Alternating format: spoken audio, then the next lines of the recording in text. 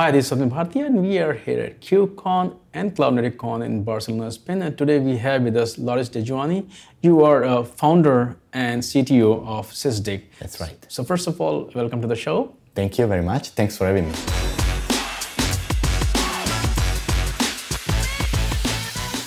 Let's talk about the history and the story of Sysdig. Why and when did you find the company? What is the story behind it? Yes, Sysdig is my second company. My first company was called Case Technologies and was the company behind a very well-known open source network analyzer called Wireshark. So even before that, I worked on network packets and packet capture and visibility, network and application visibility from the point of view of computer networks. And then Case Technologies was acquired in 2010 by a company called Riverbed, and when I was there, I led technology for a business unit that was specialized in essentially capturing packets and net flow from the router and offering visibility essentially on how the applications were performing. The only problem with that, even if the business was growing very well, was that the core architectural technique that we were using to collect the data, despite being very useful because packets are very dense in terms of information. They are very rich in terms of what they can tell you about what's happening in the network and in the applications. They don't require intent because you don't need to go and change your code, deploy libraries or stuff like that to collect information, because with the packets you can capture that from the network. So despite having all of these beautiful properties, packets were going to disappear as a way to gain insights. Why? Because in the cloud, when you're renting instances from Amazon, you cannot plug into the router to get packets or to get NetFlow. Similarly, when you run containers, Sysdig now has customers with really high densities of containerization. In a single machine, you can have hundreds of containers that are talking to each other, and not a single packet reaches a point where you can capture it like a router port or something like that. So it was like, from one point of view, I've always been in my career very convinced about the power of a data source as rich as the packets, but I didn't have it anymore. So I decided to look into technology options to have a similar functionality, but for modern cloud-native technologies. And in particular, I started working on collecting system calls from the operating system, for example, from the Linux operating system, using facilities, for example, like eBPF, this kind of facilities in the Linux kernel. And essentially, I originally built a collection system that would mirror the power of collecting packets, but would be much closer to the application, thanks to the fact that it uses system calls. And then, on top of that, we've built, together with my team, a set of open source tools, Sysdig, which gives the name to the company, Sysdig Falco, which is part of the CNCF, and a set of commercial tools like Sysdig Monitor and Sysdig Secure that cover essentially the needs of enterprises that need to move to cloud native and need essentially, the right visibility and the right protection for their applications. You mentioned, that of course, like any other company which is, leveraging open source, you have some open source projects and you commercialize them. So That's can you talk about what open source project came from Sysdig and what's going on with them and how you commercialize them, or which one of those you commercialized? Yeah. Sysdig now has several open source projects. We have Sysdig, again, just plain Sysdig, which is a bit like a TCP dump for your containers and your system calls.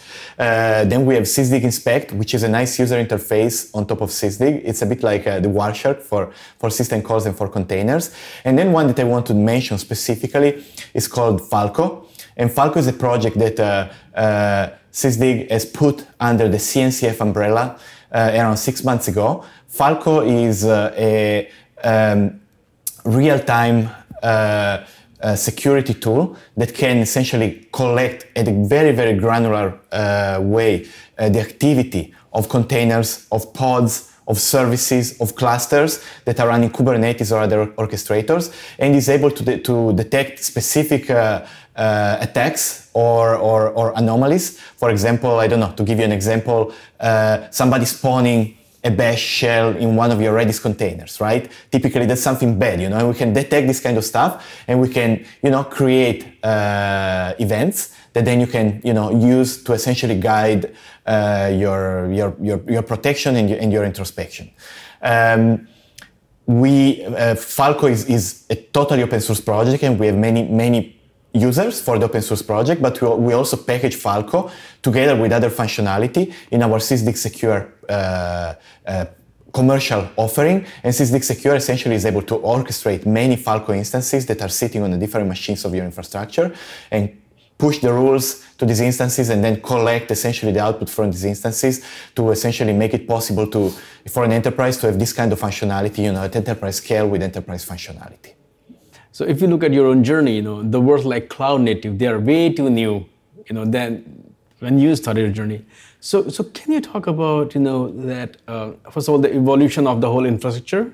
Yeah. And in today's world, just kind of, where we are in terms of cloud native technologies, how companies, they see cloud native world versus the traditional workload. Can you talk about the state of cloud native today? Yeah, and Sysdig as a company, we really followed the journey of cloud native from the beginning. I remember around the same time I was starting Sysdig, a company called .cloud was renamed into Docker. This was 2013, 2014, and that's really what inspired me to essentially start Sysdig when I saw that the world was changing, containers initially that were really changing the paradigm, and with, many benefits and a very exciting ecosystem, but also many challenges that I was really inspired to solve.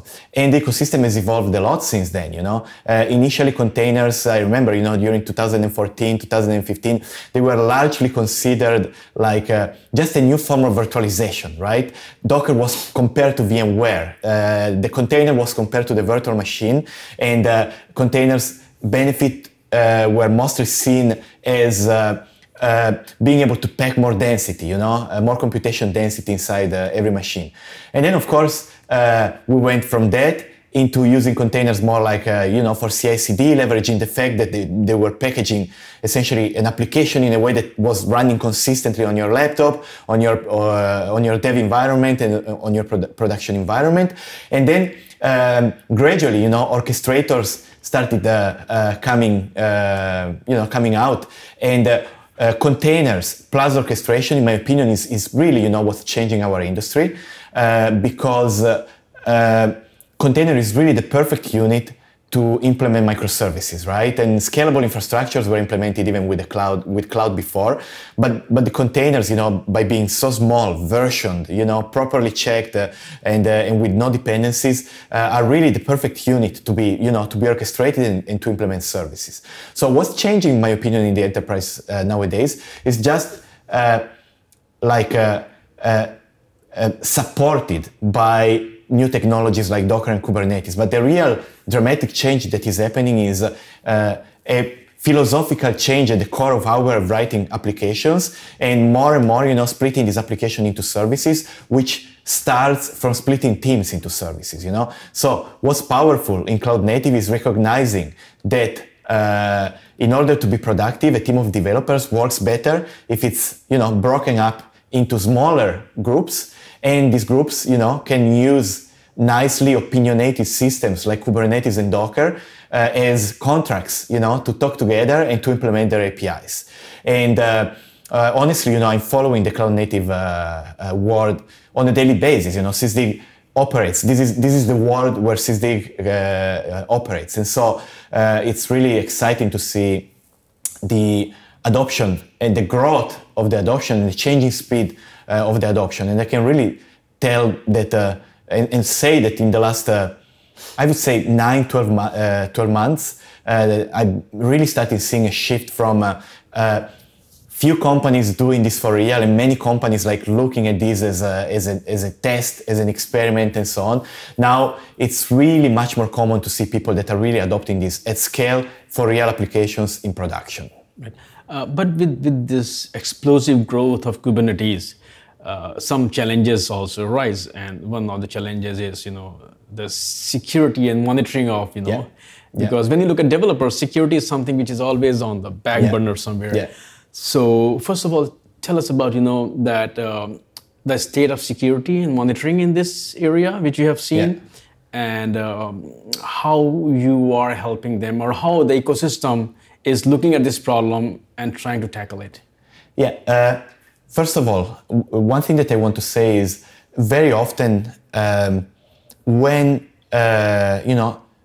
starting looking into containers and into Kubernetes, people are nervous because containers are perceived as less secure, right? Very often because containers were traditionally compared to virtual machines, and a VM provides more isolation than a container, right? In practice, containers, especially on top of Kubernetes, in my opinion, are more secure. Because, first of all, they offer a further layer of encapsulation for application components. But are more secure, especially because an opinionated system like Kubernetes actually provides a standard way for doing RBAC, for doing network segmentation, for doing application layer and pod layers sandboxing and protection.